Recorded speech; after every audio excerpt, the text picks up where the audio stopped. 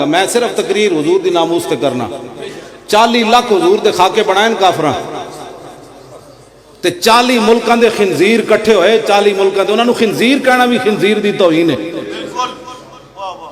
اور اس 35 لاکھ بندے دی قیادت انہاں کیتی او دے وچ حضور دے خاکے موجود سن اور میں تے دعا منگنا میں لوگوں نے کہا جی میں آکھا نا اس تو پہلے میں دعا منگی ہوئی مولا خاکہ ویکھن تو پہلے میں تو انا کر دینا یا موت دے دینی اے 2 دعاواں میں منگی میں وہ نہ ویکھاں میں حضور تو جا کے کی منہ وکھانا ہے ایک کاڑے دے حافظ صاحب چڑھے کھمبے ہوتے چڑھے حضور دے خاکے بنے انہاں تھلے چھال مار دیتی شہید ہو گئے انہاں کہا اس زندگی نو کرنا کہ لوگ اس کو خودکشی کہیں گے لیکن ایسی موت تو یہ خودکشی نہیں ہے ہاں یہ خودکشی نہیں ہے یہ بات آگے کی ہے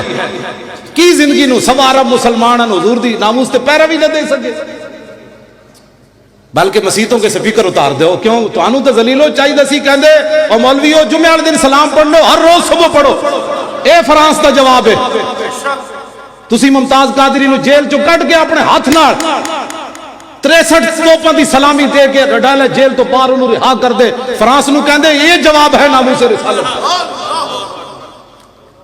یہ جواب ہے ناموس رسالت کا تم حضور کے گستاخیاں کرتے ہو ہم ممتاز قادری کو رہا کر رہے ہیں تم تو مزید اس پر پابندیاں لگا رہے ہو اگر مگر کر رہے ہو لو جی میں گل آگے کرنے لگا اب اس پر نذیر اختر صاحب نے جب دلیل دی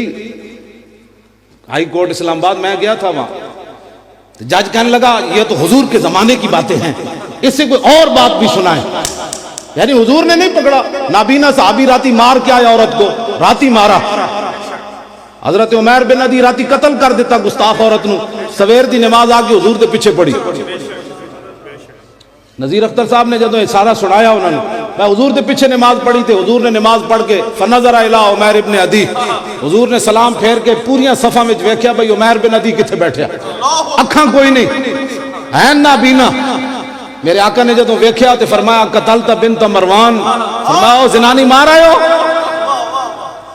زنانی مار آئے ہو قال نعم بے ابی انت یا رسول اللہ حضور مار آیا